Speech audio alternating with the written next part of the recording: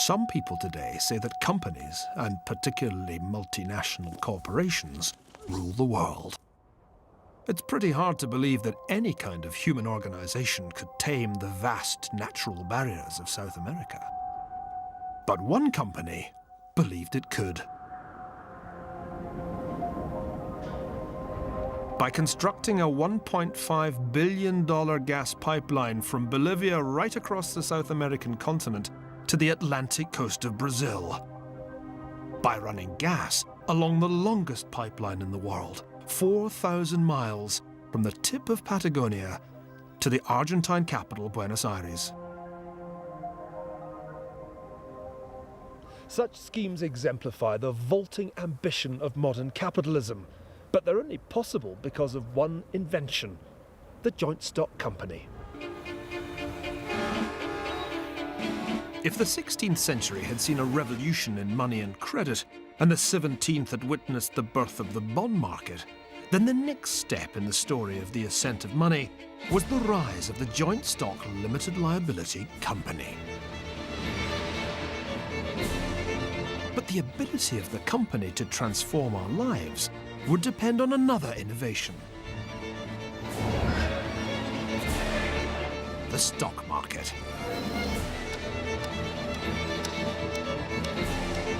The price that people are prepared to pay for a company's shares in the market tells you how much money they think it'll make in the future. But as we've discovered in recent months of financial turmoil, stock markets can also be shock markets. The future is always uncertain, but we human beings are prone to over-optimism. When prices here on the New York Stock Exchange surge upwards in sync, it's as if investors are gripped by a kind of collective euphoria, what the former chairman of the Federal Reserve, Alan Greenspan, once famously called irrational exuberance. So stock markets really can be like soap bubbles. We never quite know when they're going to burst. The exuberance was especially irrational, and the burst especially painful, for the company that proposed those vast projects in Latin America. Enron became the biggest corporate fraud in modern American history. But Enron was very far from the only corporate scam since shares were first bought and sold 400 years ago. And the shady practices it epitomized live on. Indeed, they've been a key cause of the financial crisis we're living through now. Cookbooks? Stock prices rigged? Been there, done that, for centuries. Nothing illustrates more clearly than the history of stock market bubbles how hard human beings find it to learn from history.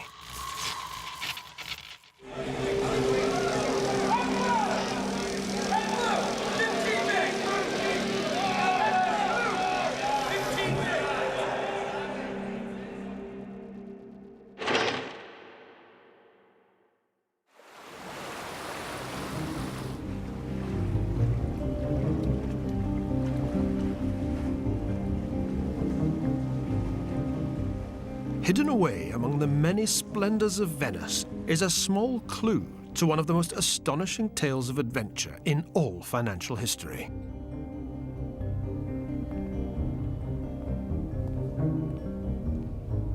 To the honour and memory of John Law of Edinburgh, most distinguished controller of the treasury of the kings of the French. This is the final resting place of the man who invented the stock market bubble.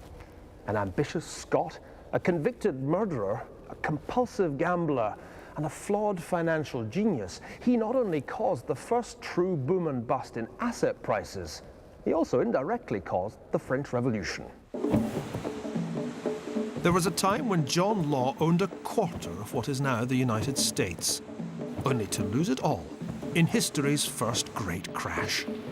From Edinburgh to Amsterdam to Paris, all the way here to New Orleans, and finally to Venice, Law's story is a classic tale of boom and bust. It's also very much a story for our own times. Hidden away here in the warehouse of the Louisiana State Museum is the only known painting of John Law. Here he is. With that lean and hungry look, he really is for all the world a Scotsman on the make.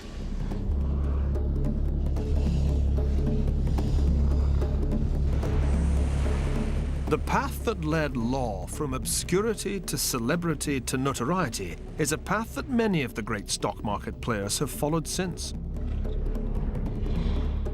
Law was born here in Edinburgh in 1671, the son of a successful goldsmith and heir to the estate of Lauriston.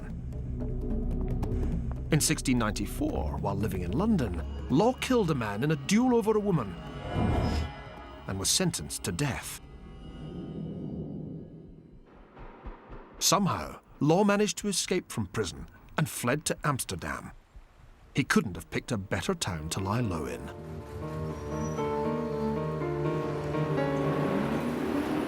By the 1690s, Amsterdam was the world capital of financial innovation.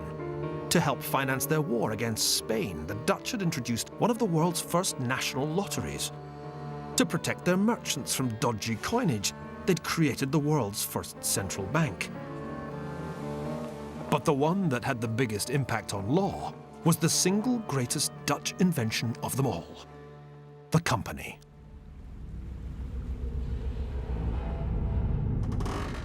The story of the company had begun 100 years before Law's arrival, as Dutch traders spread out all over the world, from Manhattan Island to the Cape of Good Hope.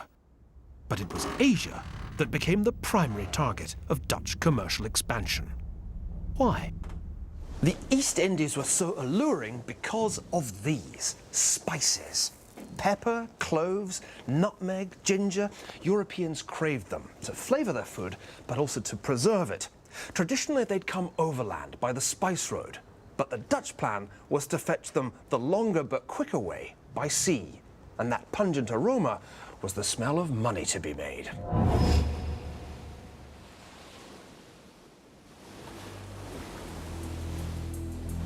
This painting shows the return of one of the first Dutch fleets from the east.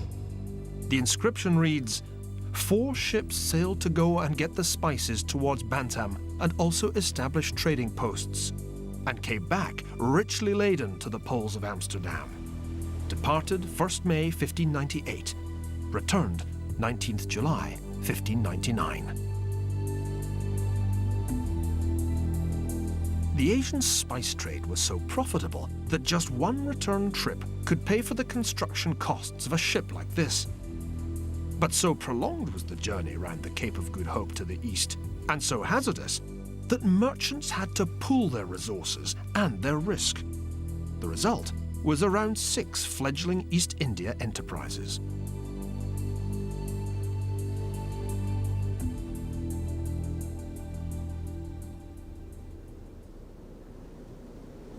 In 1602, at the instigation of the Dutch government, these various companies came together to form the United Dutch East India Chartered Company, or Verenigde Oost-Indische Compagnie for short. And this is its original charter, which spells out that the company was to enjoy a monopoly on all trade from the Cape of Good Hope all the way east to the Straits of Magellan, pretty much half the world. The structure of the new entity was novel. The capital of the company was divided unequally between all the major Dutch cities. Citizens were invited to participate in the new venture by investing. It was the form of this investment that was the real novelty. This rather wonderful painting is of the family of one of the founders of the Dutch East India Company, Dirk Bass. For 6,000 guilders, he and 16 other so-called participants became the firm's managing directors, the bevindhebber. After 1606, however, anyone who put his money into the East India Company received an actie, literally an action, or as we would say, a piece of the action, a share in the company's future profits. And here it is, the world's very first share certificate issued by the world's very first multinational company, almost exactly 4 centuries ago.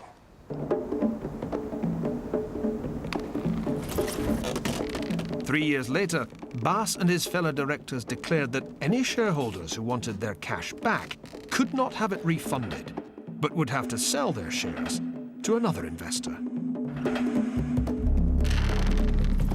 overnight, a market for the company's shares was born, the world's first true stock market.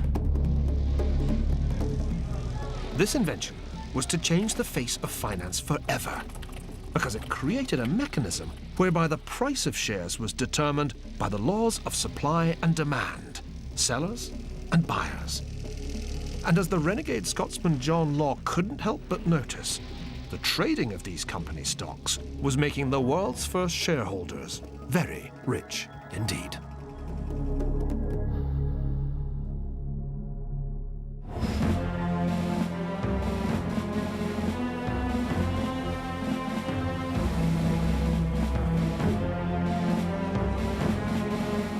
By 1610, the world's first joint stock company, the Dutch East India Company, was ready to conquer the world. It had a new charter, new shareholders, and a burgeoning trade in these shares. But it had to fight to survive. Literally. Having established a string of factories and warehouses across South Asia from Java to India, the company had to struggle to keep the Spaniards and their English competitors at bay. With 40 warships and a private army of 10,000 soldiers, the directors of the East India Company were the original corporate raiders.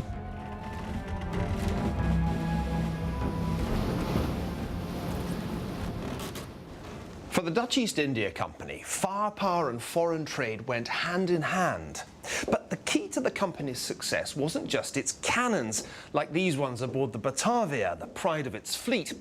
Like all big companies, it was able to combine economies of scale with reduced transaction costs and what economists call network externalities, the ability to pool information between multiple employees and agents. The Batavia was part man of war, part multinational corporation. The big networked company was simply more efficient. That was why, by the 1620s, it had established a virtual monopoly on spice exports from Asia to Europe. The world's first multinational was making its shareholders enormously wealthy. I'm looking here at the original shareholders' register of the Dutch East India Company, and literally every name in here was a winner. If you'd put 1,000 guilders into the company at its very inception, by 1736 your investment would have been worth 7,000.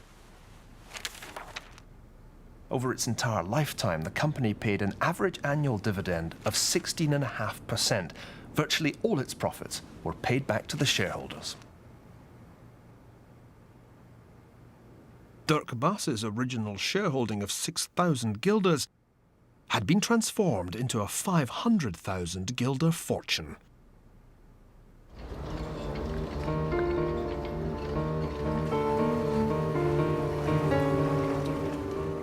To John Law, lying low in Amsterdam having escaped the gallows in London, the workings of the Dutch East India Company came as a revelation. Law was living off his winnings at the gambling table, but he was fascinated by the relationships between the company, with its splendid offices in the Hoogstraat, the nearby stock exchange where dealers busily traded the company shares, and the Bank of Amsterdam. Yet this Dutch financial system struck Law as not quite complete. To Law's financially supercharged mind, the Dutch were missing a trick or two. For one thing, it seemed completely nuts to restrict the number of East India Company shares when the markets were so clearly enamored of them. Law was also puzzled by the conservatism of the Bank of Amsterdam. It had created an internal system which allowed merchants to settle their accounts by direct cashless transfers, but it hadn't issued any real banknotes to the public. The idea was already taking shape of a breathtaking modification of the institutions that Law had first encountered here in Amsterdam. Only combine the properties of a monopoly trading company and a public bank, and the sky really would be the limit. Law was preparing to unleash a whole new system of finance on an unsuspecting nation.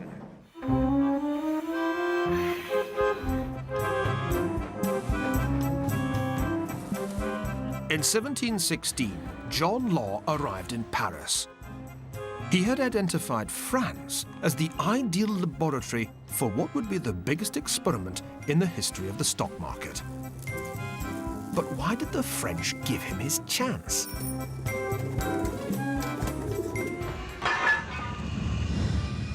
The answer is that France's fiscal problems were exceptionally desperate. The country was saddled with enormous public debts as a result of the wars of Louis XIV.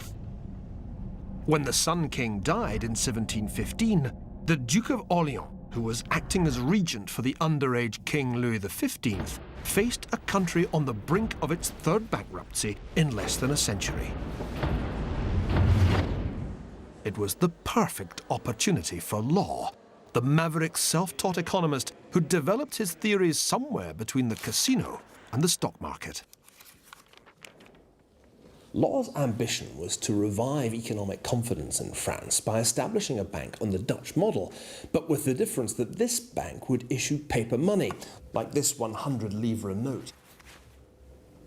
As money was invested in the bank, the government's huge debt would be consolidated, but at the same time, and this was the really important part of Law's system, paper money would revive French trade, and with it, French economic power. The royal government gained doubly. Consolidation simply meant that its onerous debts were magically transformed into shares in Law's bank. At the same time, the monarch gained the ability to print as much money as he liked.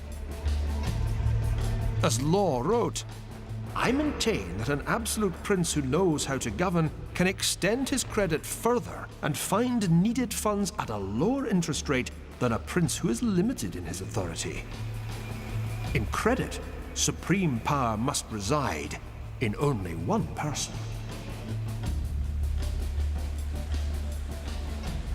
That absolute power was in the hands of the Duke of Orleans, who lived here in the Palais Royal, just a short step from Law's apartment in the Place Vendôme. It was to him that Law now unfolded his scheme.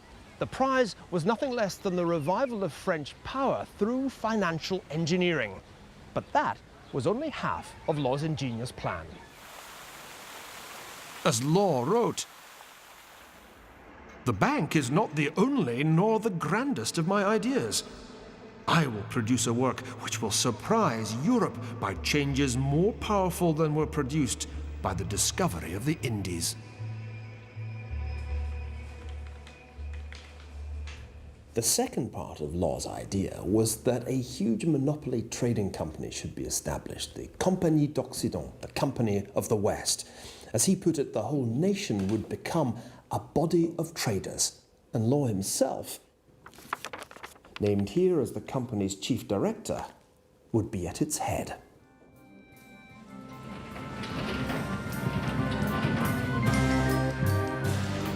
The focus for this wildly ambitious scheme would be in America, where the French laid claim to a vast tract of land either side of the Mississippi, Louisiana. The regent gave Law's company, what was to become the Mississippi Company, a monopoly on trade with the new colony. Frenchmen, regardless of rank, were encouraged to buy shares in the company. Law's name headed the list of directors.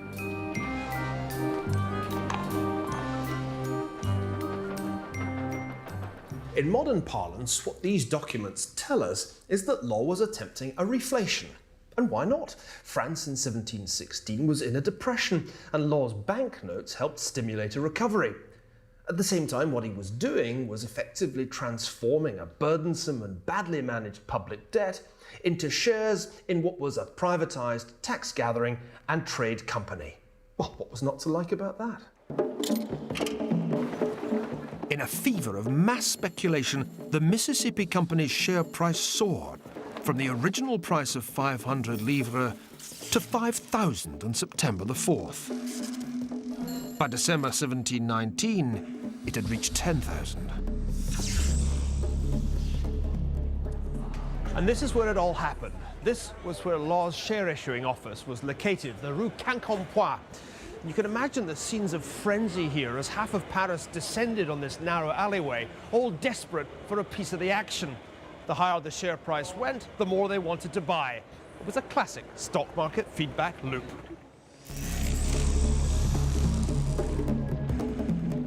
It was in these heady times that the word millionaire was first coined. Yes, millionaires, like entrepreneurs, were invented in France. And by January 1720, John Law was the richest of them all. Louis XIV had said, "L'État c'est moi." I am the state. Now the renegade Scotsman John Law was able to say, "L'économie c'est moi." I am the economy. Ensconced in his palatial suite here in the Place Vendôme, that's the Ritz Hotel over there, Law had achieved a greater concentration of financial power in his hands than any individual in all French history. As Controller General of French Finances, he was literally in charge of the collection of all France's indirect taxes, the entire French national debt, the 26 mints that produced the country's gold and silver coinage, the Company of the Indies, better known as the Mississippi Company, which had a monopoly on the import of tobacco, all of France's trade with Africa and Asia, oh, and the Louisiana Colony, which covered around a quarter of what is today the United States. In his own right, Law also owned the Mazarin Palace, more than a third of the buildings around the Place Vendôme, more than 12 country estates, several plantations in Louisiana, and 100 million livres of shares in the Mississippi Company. Not bad going for a man who, when he'd first come here 12 years before, had been identified as a joueur, a professional gambler, and a possible spy. By January 1720, Law's triumph seemed complete. A Scots murderer was, in effect, Prime Minister of France. Law's problem was that he had no clear idea where to stop. On the contrary, he had a strong personal interest in printing more money, which his own bank controlled, to drive up the price of his own company's shares. Fortunately for Law, both his bank and his company were now operating out of the very same building, the Mazarin Palace, which he himself happened to own. So all he had to do in order to drive up the company's share price was to take a walk down the corridor from the office where the shares were issued to the office where the money was printed. You could say that Law had become the ultimate insider trader. At root, Law's system was what we nowadays call a Ponzi scheme, after the legendary Italian-American con man Charles Ponzi. To pay out the generous returns it's promised to the first lot of suckers, a Ponzi scheme needs to take in more money from the next lot of suckers. In John Law's scheme, the acquisitions of other companies and the generous dividends Law paid were financed not from company profits, but simply by selling new shares.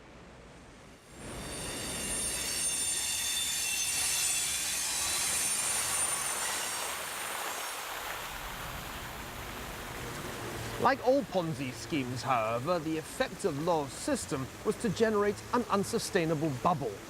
Law had reflated the French economy with a combination of paper money and public confidence.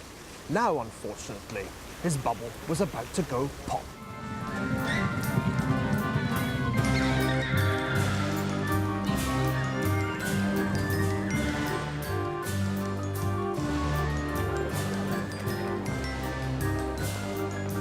By the beginning of 1720, France was in the grip of a mania, the Mississippi Bubble.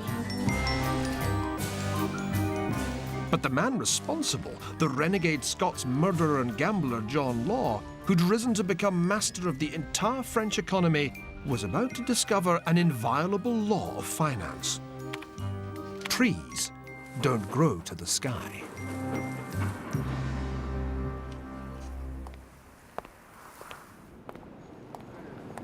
According to Law's PR campaign, the huge profits he was projecting would come from the French colony of Louisiana, which he painted as a veritable Garden of Eden, inhabited by friendly noble savages willing to exchange a cornucopia of exotic goods.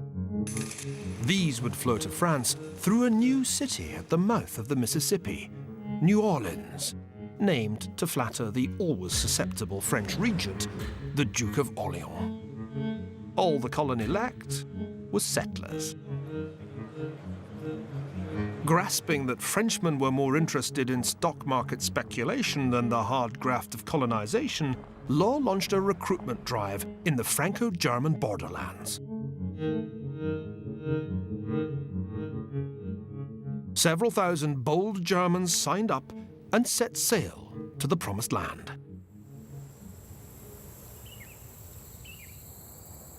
They ended up here. This was the unfortunate immigrants' first glimpse of Louisiana, an insect-infested swamp. Within a year, 80% of them had died of starvation or tropical diseases like yellow fever. Sadly for Law, the Mississippi Company's principal asset, its monopoly on trade with Louisiana, looked like being more or less worthless.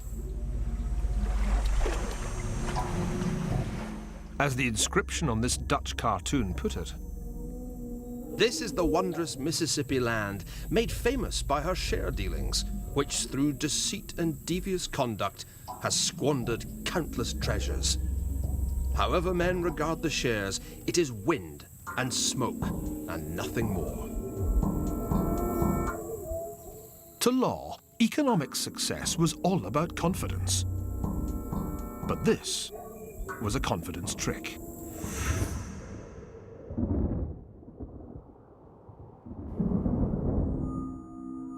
In Paris, the first rumors began to circulate that all was not well with Law's system. The share price of the Mississippi Company began to slide.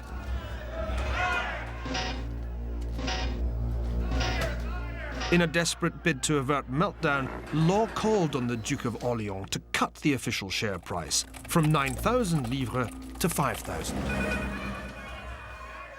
This was when the limits of royal absolutism, the foundation of Law's system, suddenly became apparent. Within weeks, the share price was in free fall. Angry crowds gathered outside Law's bank. Stones were thrown, windows broken.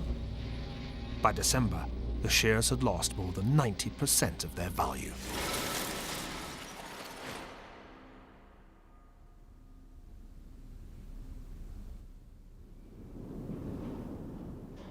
This French map from 1730 gives an absolutely wonderful visual representation of the world's first stock market bubble. Here at the top is the goddess Fortuna pouring down goodies from her horn of plenty. Here are the happy investors receiving their shares in the Mississippi Company from flying cherubs. But down below there are some other cherubs chopping up the shares beside a shattered printing press. And there are two more cherubs blowing bubbles. To the right, there are four very unhappy-looking men, one of whom is preparing to commit suicide by falling on his sword. As if pricked by a sword, the Mississippi bubble had now burst. It was at this moment that Law, vilified by the French people, fled the country. He never saw his wife and daughter again. He spent the rest of his life in Venice, dividing his time between writing long, self-justifying letters and gambling. He died in 1729.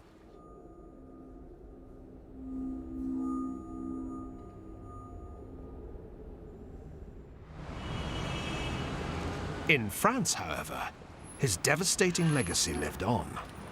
Law's bubble and bust fatally set back France's financial development, putting Frenchmen off paper money and stock markets for more than a generation. The French monarchy's fiscal crisis went unresolved, and for the rest of the reign of Louis XV and Louis XVI, the crown lived from hand to mouth. Eventually, France was driven by royal bankruptcy to revolution.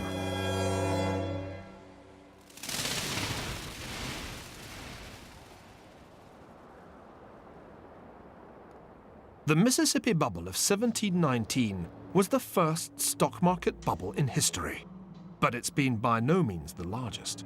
When we think of stock market bubbles, we think of this.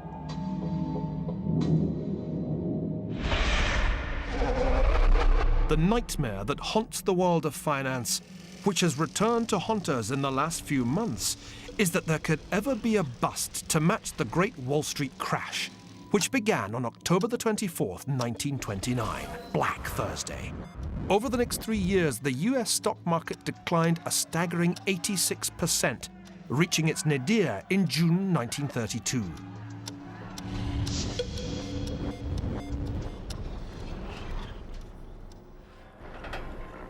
What was worse, this asset price deflation was accompanied by the worst depression in all history.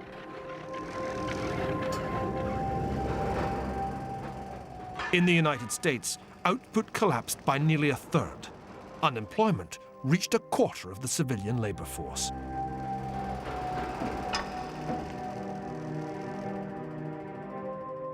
Why did the 1929 crash happen? Why, indeed, does any crash happen? This remains one of the most hotly debated questions in financial history.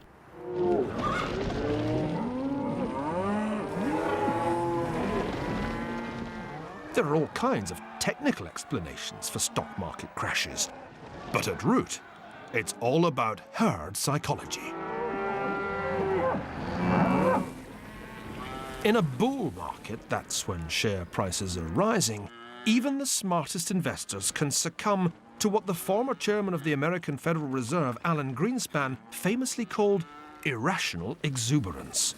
But when the herd changes direction, sometimes in reaction to nothing more than a change in the wind, their mood can also change from euphoria to gloom. The herd stampedes. One cow gets scared, and that fear just translates to the whole herd, and they all take off. And the rest of them don't know why they're scared. They just feel that fear, and they run. Fear overwhelms all rational thinking until it's over.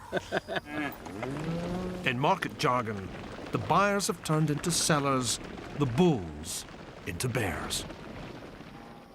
Despite the zoological imagery, the point is that markets are mirrors of the human psyche. Like Homo sapiens, they're prone to mood swings, from greed to fear. They can suffer from depression, and sometimes they can experience complete breakdowns. That happens rather more often than some financial theories would lead you to expect, but not so often that we're ever quite ready for the next breakdown. If movements in financial markets were statistically distributed like human heights, there would hardly be any crashes. Most months would be clustered around the average, with only a tiny number witnessing extreme ups or downs. Let's face it, not many of us are below 4 feet in height or above 8 feet.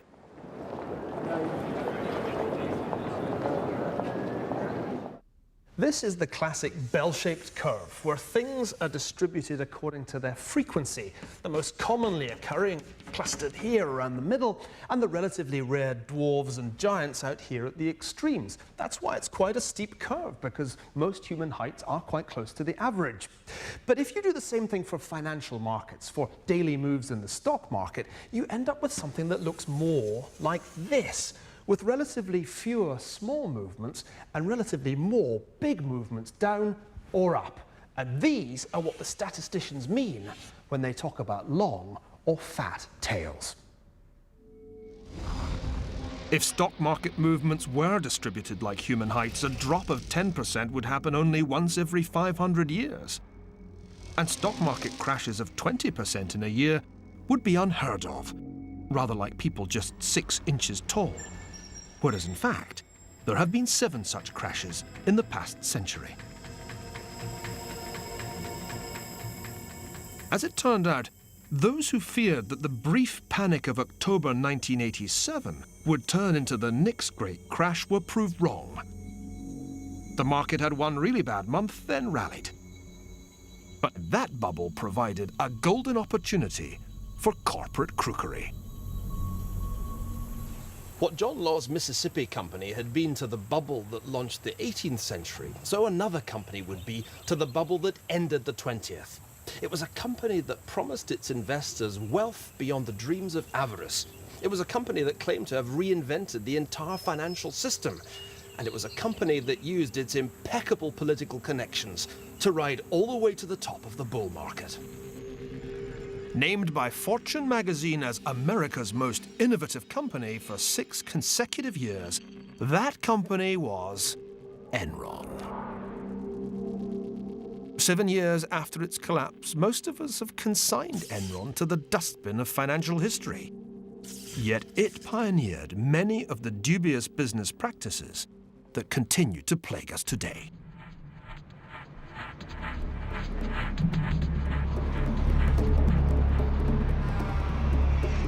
In the 3 years up to August 2000, shares of the Houston Energy Company had gone through the roof. Once a small-time gas company in Nebraska, Enron was now the 5th largest company in the United States, with stated revenues of $111 billion. Enron was the darling of Wall Street. Yet a little historical knowledge might have made Enron's investors think twice. Indeed, the story of Enron was like a rerun of the Mississippi Bubble 280 years before. John Law's plan had been to revolutionize French government finance. Ken Lay, the chairman of Enron, planned to revolutionize the global energy business.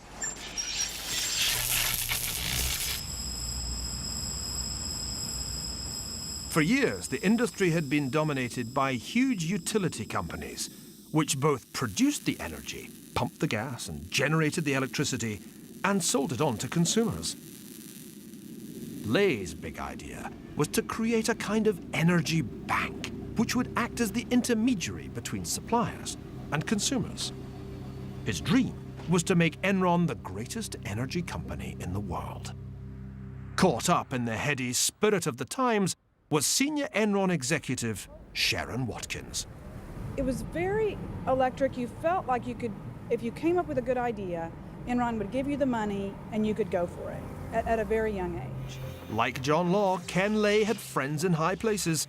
He contributed generously to George H.W. Bush's presidential campaign. As president, Bush duly pushed through legislation that deregulated the energy industry. Riding a global wave of energy privatization, Enron snapped up assets all over the world. In Latin America alone, the company had interests in Colombia, Ecuador, Peru, and Bolivia, where they laid a huge pipeline across the continent to Brazil. And thanks to the intervention of Ken Lay's personal friend, George W. Bush, Enron was able to acquire a controlling stake in the largest natural gas pipeline network in the world, here in Argentina. Above all, however, Enron traded, not only in energy, but in virtually all the ancient elements of earth, water, fire, and air. It even traded in internet bandwidth. Enron led a Wall Street surge unnervingly reminiscent of the Mississippi Bubble. Despite his half-hearted warnings against irrational exuberance, this bull market was propelled upward by the chairman of the US Federal Reserve, Alan Greenspan. As in John Law's time, a stock market bubble could only happen if money was abundant. And by raising interest rates only once between February 1995 and June 1990, Greenspan made sure that it was. The rewards for investors were immense, and also for the managers here at the company's Houston headquarters, who were generously incentivized with share options. In the space of just 3 years after 1997, the Enron stock price rose by a factor of very nearly 5, from below $20 a share to above 90. It was the Mississippi Company all over again.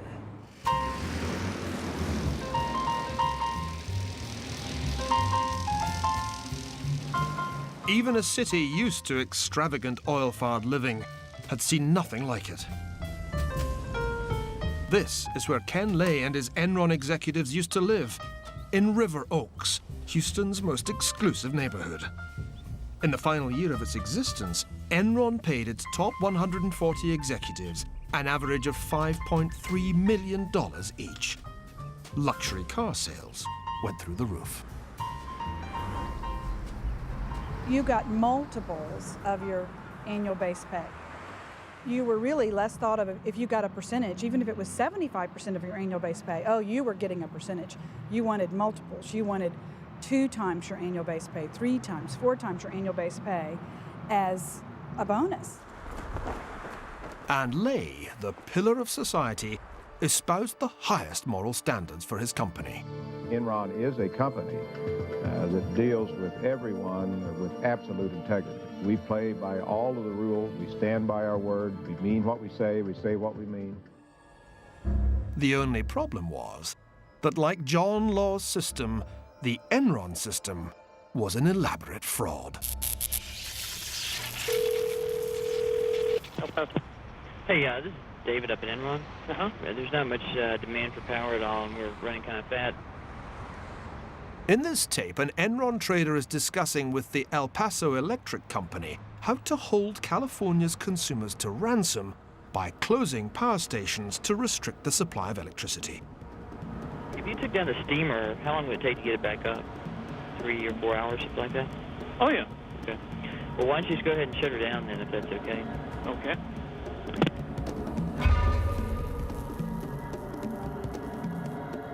The results were not only the higher prices Enron wanted, but also, despite there being plenty of power available, repeated blackouts for consumers.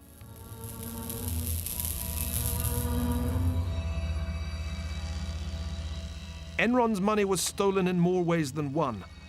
The company's stated assets were vastly inflated. But its key financial innovation was to remove its debts from the balance sheet and hide them in so-called special purpose entities. Dubious names like Chuco and Raptor. Each quarter, the company's executives had to use more smoke and more mirrors to make actual losses look like bumper profits. It couldn't last. When you cook the books and then you try to hide it, you're toast. When they sensed the game would soon be up, Lay and his cronies started to unload hundreds of millions of dollars worth of shares, while at the same time reassuring the public that the share price would continue to soar. Like John Law's desperate attempts to stem the free fall of Mississippi Company shares, all Ken Lay's reassurances were in vain. On November the 15th, 2001, Alan Greenspan, head of the US Federal Reserve, received the Enron Prize for Distinguished Public Service, adding his name to a roll of honor that included Mikhail Gorbachev and Nelson Mandela. Greenspan deserved it, because without his monetary policies in the late 90s, the Enron bubble and the dot-com bubble that coincided with it would surely have been impossible. Just 2 weeks after the award ceremony, Enron filed for bankruptcy. The company owed billions. But just how many billions? When Enron declared bankruptcy, December 2001, they met with their creditors to say, guys, I know on our balance sheet we have reported $13 billion of long-term debt. Our true long-term debt picture is $38 billion. There's $25 billion in off-balance sheet debt. Did those numbers come as a shock to you? You knew there were problems, but not on that scale. Yes, I mean, I think we were all flabbergasted. The day before 4,500 employees at Enron's HQ were given their marching orders, a final round of bonus checks were issued to grateful executives. In May 2006, Ken Lay was convicted on all 6 counts of securities and wire fraud. His sidekick, Jeffrey Skilling, was sentenced to 24 years in prison. Lay died before sentencing while on holiday in Aspen, Colorado.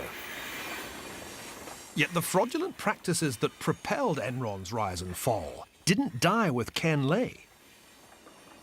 On the contrary, the habit of hiding debt off balance sheet that Enron pioneered subsequently spread throughout the Western financial system. The unraveling of this dodgy accounting has been a key component of the current crisis. In many respects, I think the Enron problem was in a petri dish, and the germ has spread throughout the financial markets, some of which comes from Enron traders and finance folks that are gainfully employed at banks and energy trading houses. So that rot is everywhere in the financial markets.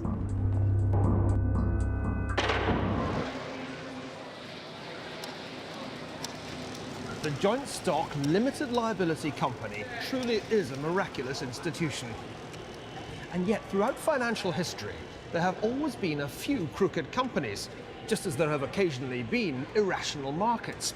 Indeed, the two go hand in hand, because it's precisely when the bulls are stampeding most enthusiastically that people are most likely to get taken for the proverbial ride.